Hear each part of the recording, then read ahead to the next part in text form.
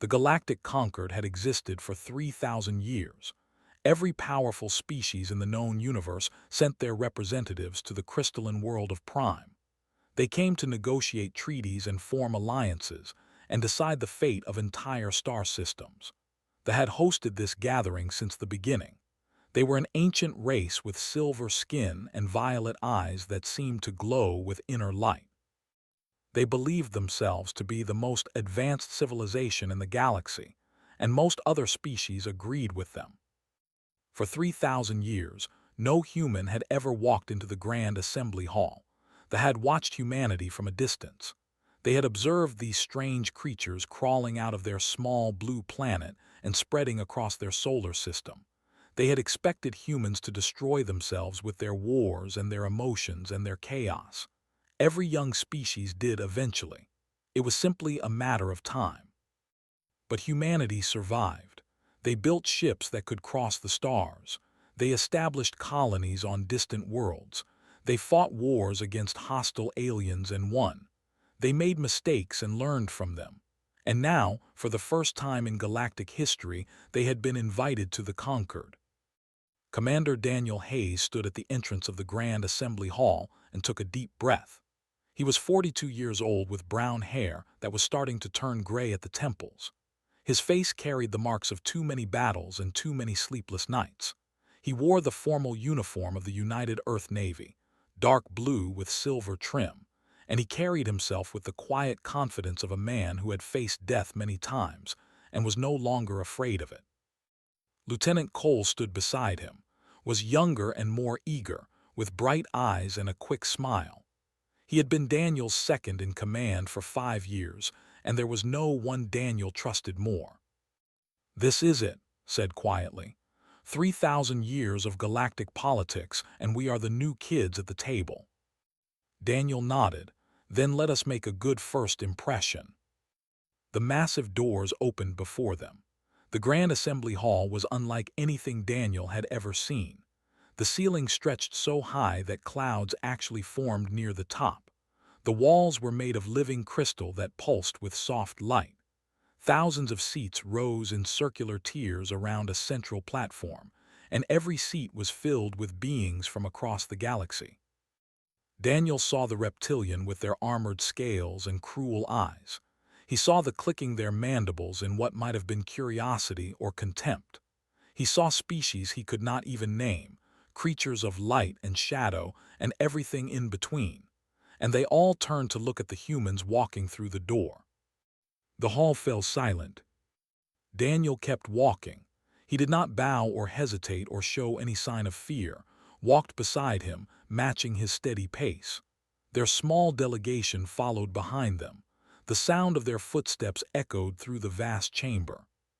Princess watched from the elevated platform where the imperial family sat. She was 300 years old, though she appeared no older than a human woman in her late 20s. Her silver skin was flawless, and her violet eyes held the sharp intelligence of someone who had spent centuries studying politics and warfare and the subtle art of power. She had read everything available about humans. She had studied their history and their culture and their strange contradictions. They were a species that created beautiful art and terrible weapons. They loved deeply and hated fiercely. They were capable of great kindness and horrific cruelty. She had concluded that they were emotional primitives who would never truly understand the elegant logic that governed galactic civilization. Then Commander Daniel Hayes looked up at her. His eyes were brown and warm and completely unguarded.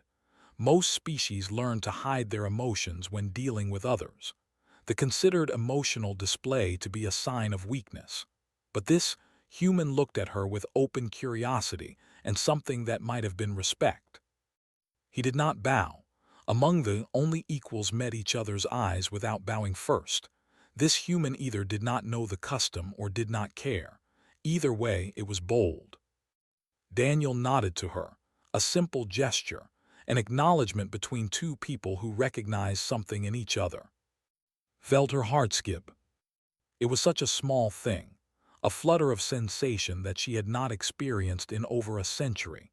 She had trained herself to control every aspect of her body and mind. Emotions were tools to be used, not feelings to be experienced. Yet something about this human had slipped past her defenses without even trying. She watched him take his place among the other delegations. He stood straight and calm while alien eyes examined him from every direction. Some looked at him with hostility. The ambassador was already whispering to his aides, and knew that meant trouble. Others looked at the humans with dismissive amusement, as if watching children who had wandered into an adult gathering. Daniel seemed unbothered by any of it. The opening ceremonies began. Speaker after speaker welcomed the delegations and recited the ancient words that had begun every conquered for three. Barely heard any of it. She found her eyes drifting back to the human commander again and again. She noticed how he listened carefully to each speaker, even when the translator struggled with certain concepts. She noticed how he leaned over to explain things to his lieutenant, sharing knowledge rather than hoarding it. She noticed the small scar on his left hand and wondered what battle had given it to him. When the ceremonies ended, the delegations began to mingle. This was when the real work of the conquered happened. Alliances were formed and broken in casual conversations.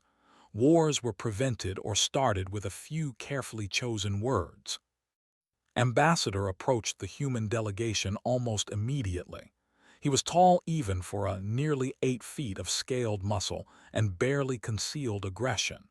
His species had dominated younger races for thousands of years. They did not like competition. Moved closer, pretending to examine a crystal sculpture while she listened. "Commander Hayes," said, his voice like gravel scraping against metal. "How fascinating that the humans have finally crawled out of their little corner of the galaxy." Daniel turned to face him. He had to look up to meet the eyes, but somehow he did not seem smaller. "Ambassador," Daniel replied calmly, "I have heard much about your reputation for hospitality is exactly as I expected." Coughed to hide a laugh, his eyes narrowed. "You are bold for such a young species," the ambassador said. "I wonder if you have the strength to match your words." "I wonder the same thing about you," Daniel said. The air between them seemed to crackle with tension. Found herself holding her breath. She had seen intimidate countless diplomats from countless species. None of them had ever responded like this. Something was changing. She could feel it in the air, in the way the other delegations were watching, in the sudden attention from her father on his throne. Humanity had arrived at the Galactic Concord, and nothing would ever be the same again. Ambassador did not wait long to make his move. The morning after the opening ceremonies, he stood before the full assembly and invoked an ancient law that had not been used in over 500 years. "I call for a trial of worth," he announced, his voice carrying across the silent hall. "The humans have not earned their place among us. Let them prove themselves or be cast out." Whispers rippled through the gathered delegations. The trial of worth was a relic from a more brutal age. It required a representative of the challenged species to face 3 tests: the test of mind, the test of body, the test of spirit. Failure in any test meant exile from the conquered for 100 cycles. No young species had ever survived it. Emperor looked down from his throne with cold, violet eyes. "The law permits this challenge. Commander Hayes, do you accept?"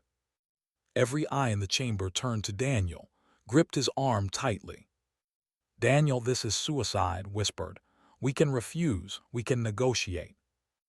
Daniel looked at the ambassador, at the cruel smile spreading across that scaled face. He looked at the other delegations, at the mixture of pity and anticipation in their alien eyes. He looked up at Princess, who sat motionless beside her father, her expression impossible to read. "I accept," Daniel said. The hall erupted in noise. Some cheered, some laughed. The delegation hissed their approval like snakes who had just spotted their prey. Felt something cold settle in her chest. She told herself it was concern for the diplomatic implications. Humanity's failure would destabilize the careful balance of power that her family had maintained for centuries. It had nothing to do with the human commander himself. Nothing at all. The first test began that afternoon. Daniel was led to a chamber filled with floating screens and holographic displays. The test of mind was a puzzle of quantum mathematics, a problem so complex that even the most advanced artificial intelligences struggled with it. Challengers were typically given 7 days to complete it. Daniel sat down and began to work. Found herself in the observation gallery, watching through a one-way screen.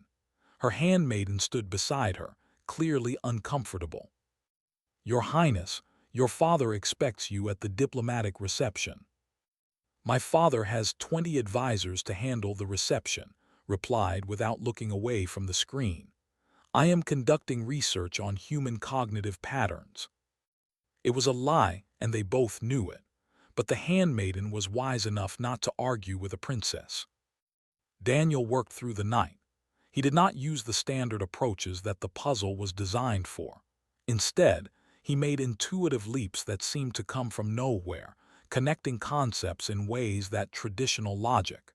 He wrote equations that no mathematician would have attempted. He erased them and started over. He paced and muttered and ran his hands through his hair in frustration. And then, after only 4 hours, he entered his final answer. The chamber fell silent. The holographic displays flickered and processed his solution. Leaned forward, her heart pounding against her ribs. The displays turned green, correct. The observers erupted in disbelief.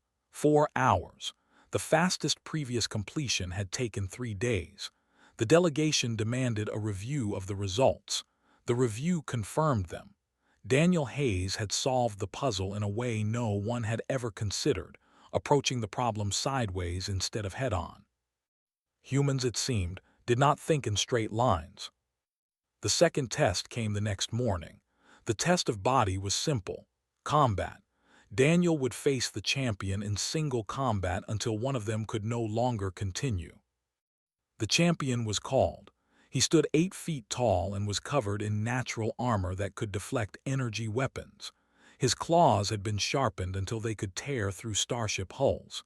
He had killed 17 challengers in previous trials of worth. He had never lost.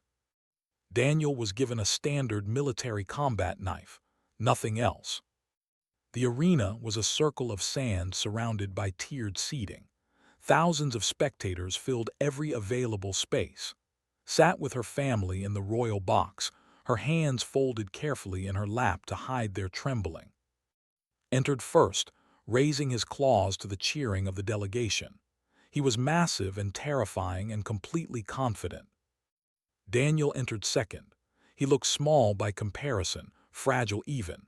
He held his knife loosely at his side and studied his opponent with calm brown eyes.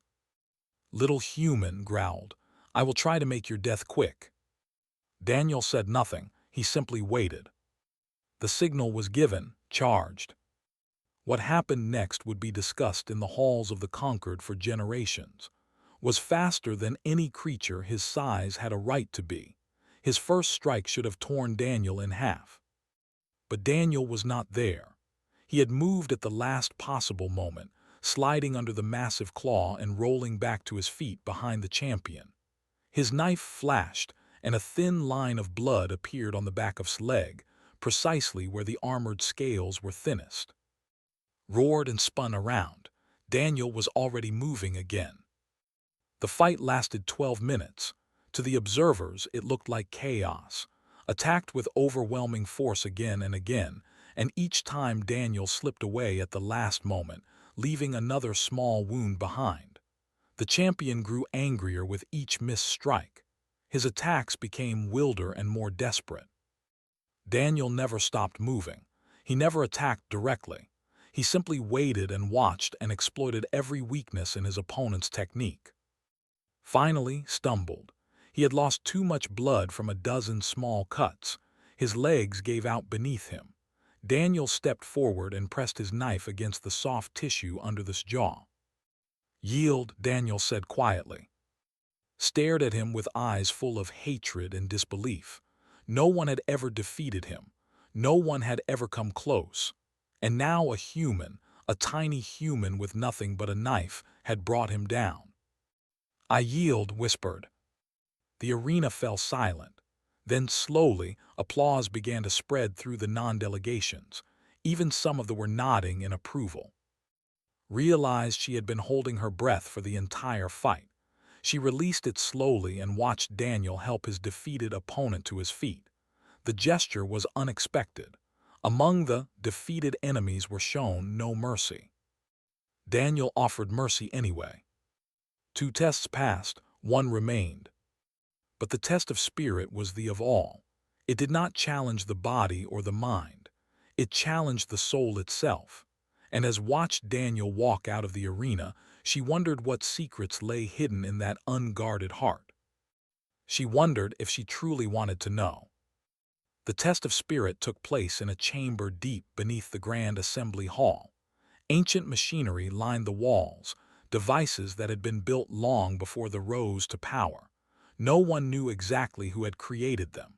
The technology was far beyond anything the current galactic civilizations could reproduce.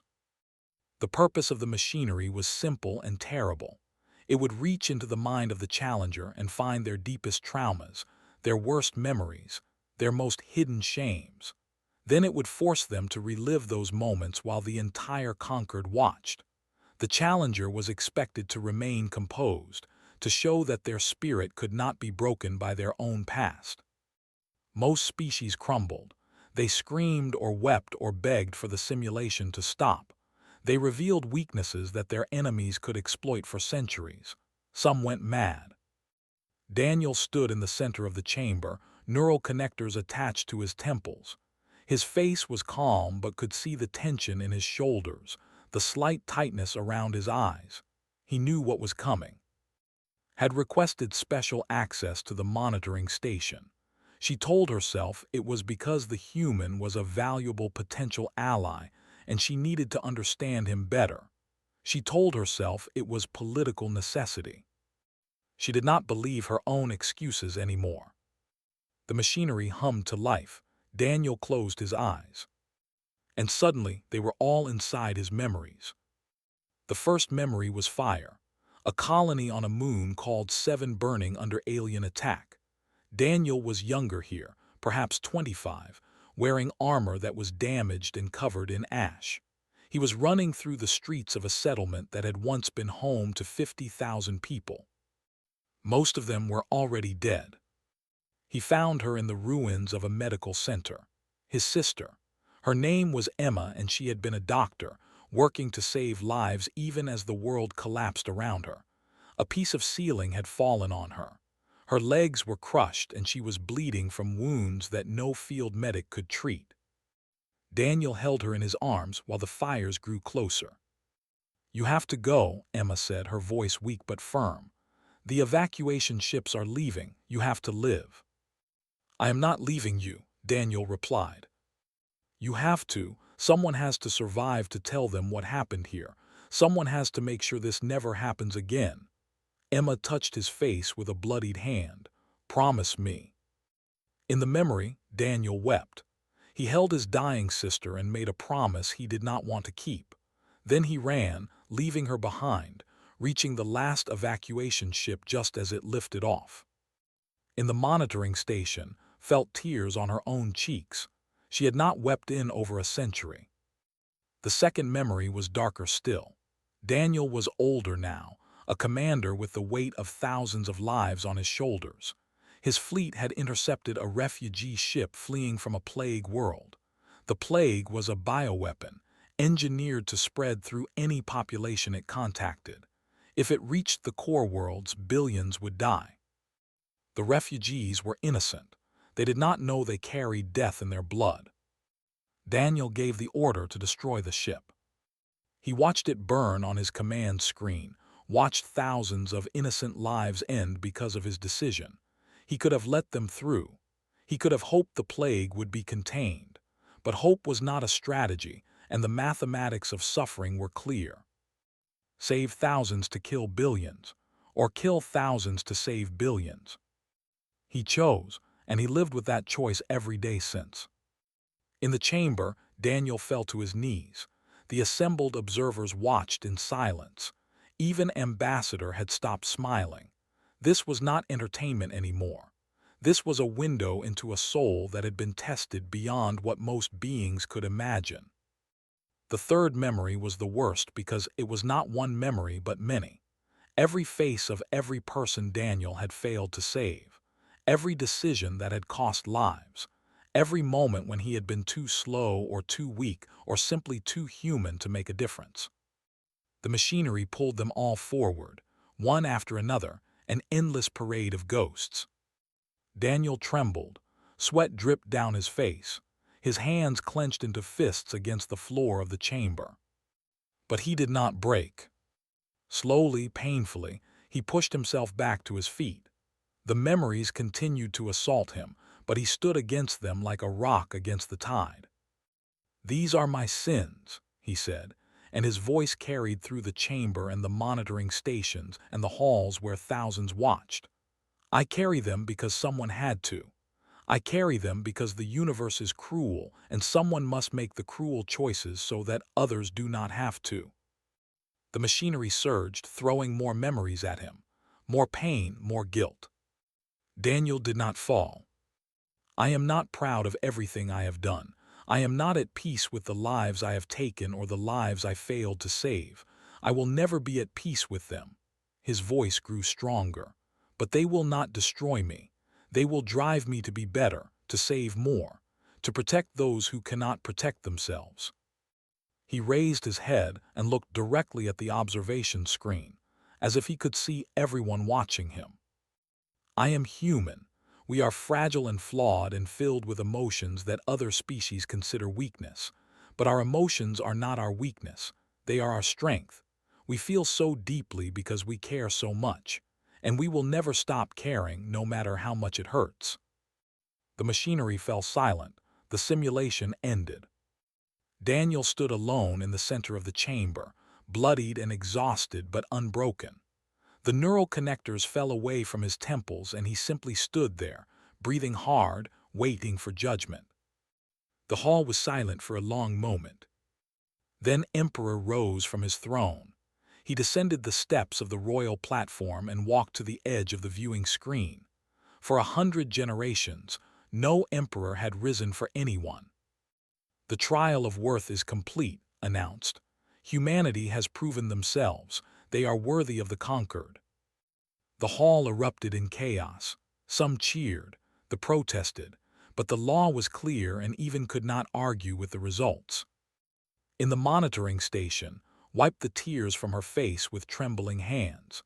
She had spent 300 years building walls around her heart, learning to suppress every emotion, becoming the perfect princess. In less than an hour, a human had torn all those walls down. She did not know if she should be terrified or grateful. She only knew that she could not stay away from him any longer. 3 days had passed since the trial of worth. The conquered continued with its endless negotiations and ceremonies, but everything had changed. The other delegations looked at the humans differently now, some with respect, some with fear, some with a hatred that had only grown deeper. Ambassador had barely been seen since his champion's defeat. His delegation moved through the halls in tight groups, speaking in hushed voices and falling silent whenever anyone approached. Notice this. She noticed everything. She had spent years learning to read the subtle currents of galactic politics. She knew when something was wrong, and something was very wrong indeed. The first sign came from a servant she had known since childhood. He brought her evening tea and slipped a data chip beneath the cup. When she accessed it later in the privacy of her chambers, she found fragments of coded transmissions. The encryption was in origin, but the signals had come from somewhere inside the palace. Someone in her father's court was working with the enemy. The second sign came from her own intelligence network. Had spent decades building a web of loyal informants throughout the conquered. One of them, a low-ranking technician on the ship, managed to send a single message before going silent. The message contained two words: strike soon. Analyzed the fragments for hours, cross-referencing them with movement patterns and communication logs. The picture that emerged was terrifying. They were planning to assassinate her father during the closing ceremony of the Conquered. They would make it look like a human attack. The alliance between Earth and would be destroyed before it began. Humanity would be blamed and cast out, and they would have exactly what they wanted. She could go to her father, but if the traitor was someone close to him, warning would reach the conspirators before any action could be taken. She could go to the Imperial Guard, but the Guard answered to Lord, her father's most trusted advisor, and she could not rule him out as a suspect. She needed help from outside the power structure. She needed someone who had nothing to gain from her father's death and everything to lose. She needed Daniel Hayes. She found him on a balcony overlooking the crystal forests of Prime.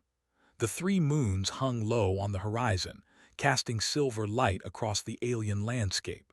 Daniel stood alone, leaning against the railing, staring up at unfamiliar stars. "Commander Hayes said."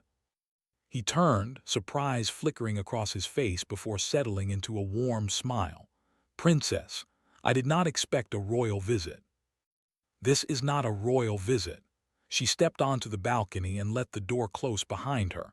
"This is a warning." She told him everything: the coded transmissions, the plans, the traitor in her father's court. She spoke quickly and precisely, laying out the evidence with the cold logic she had been trained to use. Daniel listened without interrupting. When she finished, he was quiet for a long moment. Then he laughed softly. Stared at him. "You find this amusing?" "No, I find it confirming." Daniel reached into his jacket and produced a data chip of his own. "We intercepted similar intelligence 3 days ago. Lieutenant Cole has been investigating ever since." "You knew," felt a flash of anger that surprised her with its intensity. "You knew there was a plot against my father and you said nothing." "We had no proof. Coming to the Emperor with accusations against unknown traitors would have made us look like trying to destabilize your court." He stepped closer to her. "But now we have something better." "And what is that?"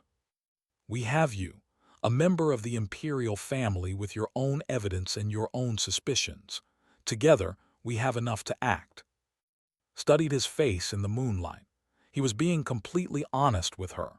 She could see it in his eyes, in the openness that seemed to be the human default.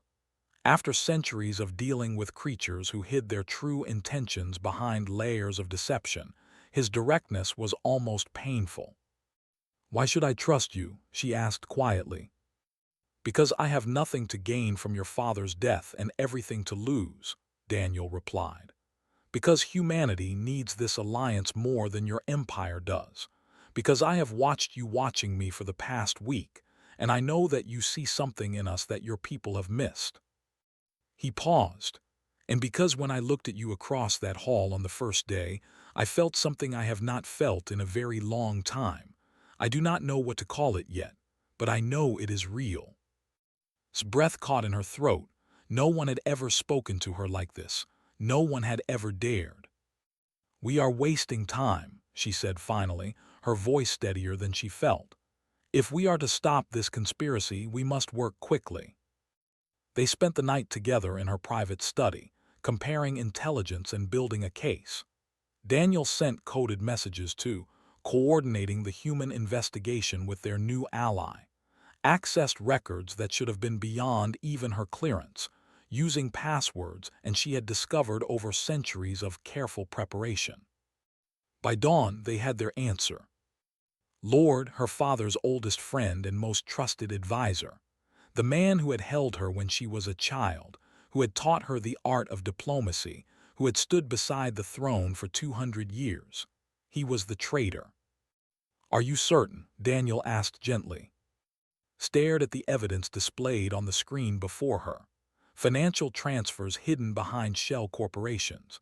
Communications routed through satellites.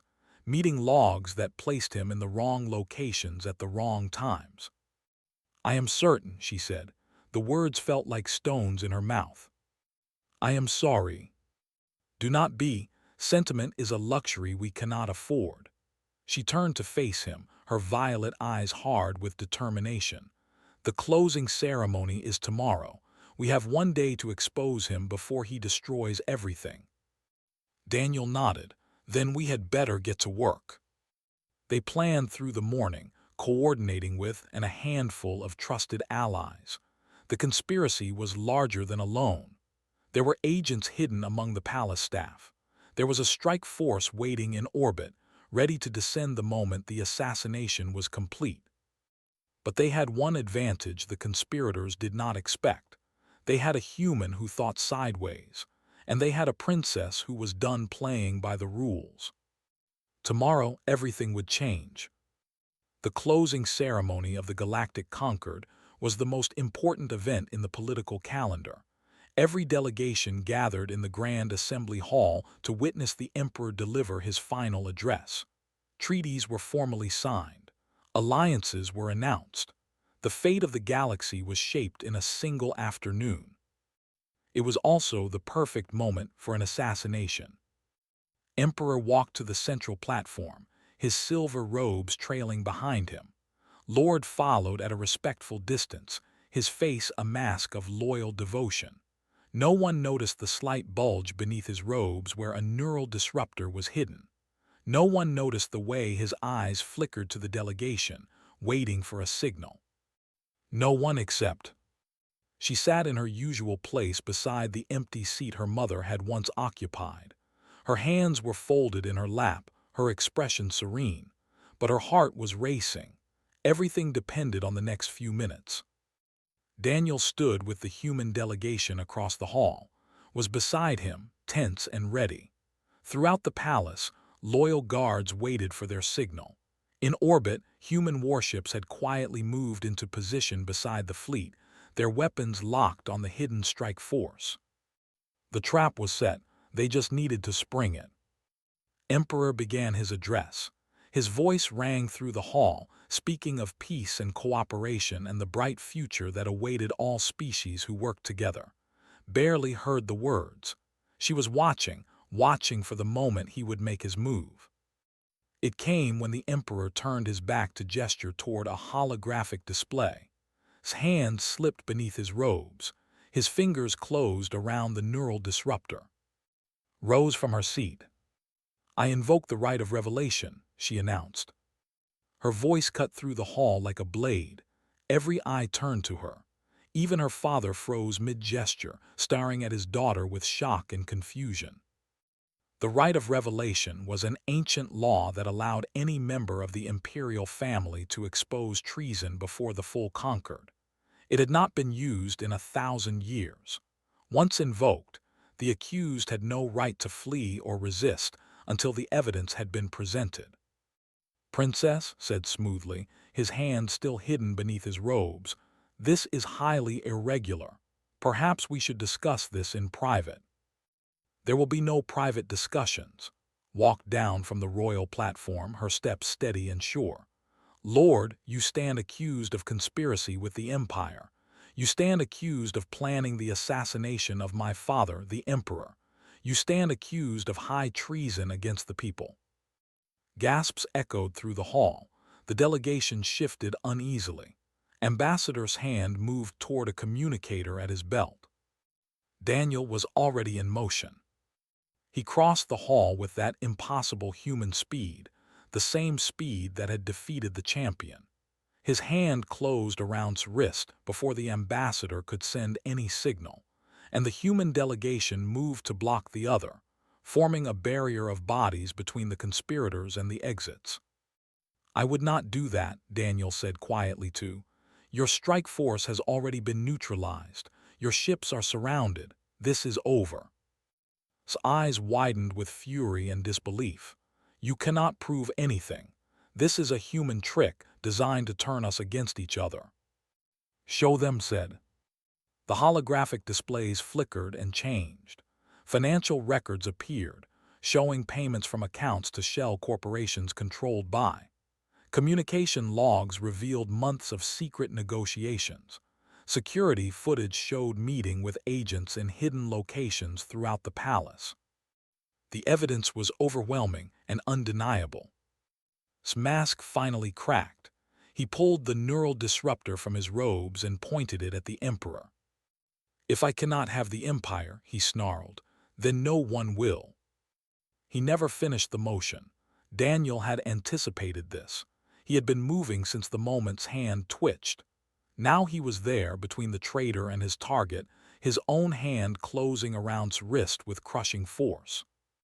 The disruptor fell to the floor. Followed a moment later, driven to his knees by a human who should have been too small and too weak to threaten a lord. "It is over," Daniel said. Imperial guards swarmed forward, taking the conspirators into custody. The hall erupted in chaos, delegations shouting questions and accusations and demands for explanations. But Emperor raised his hand and silence fell. He looked at his daughter, then at the human who had saved his life. "It seems," the Emperor said slowly, "that I have underestimated humanity." Daniel released to the guards and stood straight, meeting the Emperor's gaze without flinching. "We are not here to be underestimated, Your Majesty. We are here to be partners, to stand beside you against threats like this, to build something better than what came before." The Emperor considered this for a long moment. The entire hall held its breath. "Then let us discuss the terms of an alliance," said.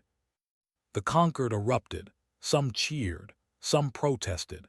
The delegation was escorted out in disgrace, but heard none of it. She walked through the crowd until she stood before Daniel. "You saved my father's life," she said. "You saved my people's future," he replied. They stood there, two beings from different worlds, staring at each other across a gap of biology and culture, and 3,000 years of galactic history. "Among my people," said quietly, "there is a tradition. When a warrior saves the life of an Imperial, they are granted one request, anything within the Empire's power to give." Daniel's expression softened. "I do not need a reward, Princess." "That was not what I was offering." She took a breath. For 300 years she had lived by logic and duty and the cold calculations of power. For 300 years she had herself the one thing that made life worth living. She was done denying. "I was offering an explanation," she said, "for what I am about to do." She kissed him. The hall fell silent. A princess had never shown public affection. A member of the imperial family had never touched an alien with anything but formal courtesy. What was doing broke every rule and tradition her people held sacred. She did not care. Daniel, after a moment of surprise, kissed her back. His arms wrapped around her, warm and strong and completely unafraid of what the galaxy might think. When they finally parted, he was smiling. "I think this might complicate the alliance negotiations," he said. Smiled back. It was the first real smile she had allowed herself in decades. "I think it might make them far more interesting." Behind them, the Emperor was trying very hard not to look amused, was grinning like a fool. The assembled delegations were staring with expressions ranging from shock to delight to utter bewilderment. Humanity had come to the stars expecting war and politics and the cold equations of power. They had found something unexpected instead. They had found love. And in that moment, standing in the heart of an alien empire with a princess in his arms, Daniel Hayes knew that this was only the beginning. The galaxy would never be the same again.